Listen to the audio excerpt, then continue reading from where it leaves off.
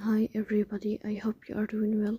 Today we'll talk about how to fix or how to solve the problem of DropBox weekly constituents.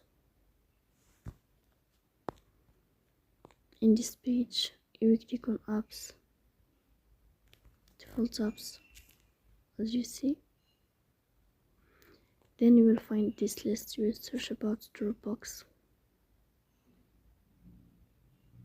In this page of app info, you will click on first stop and you will click OK.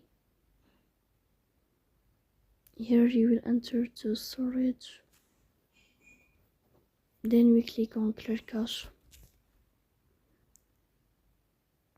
After that we go to Play Store. We will search about DropBox. Here you will uninstall your app and you will install it again. So please don't forget to support us by like and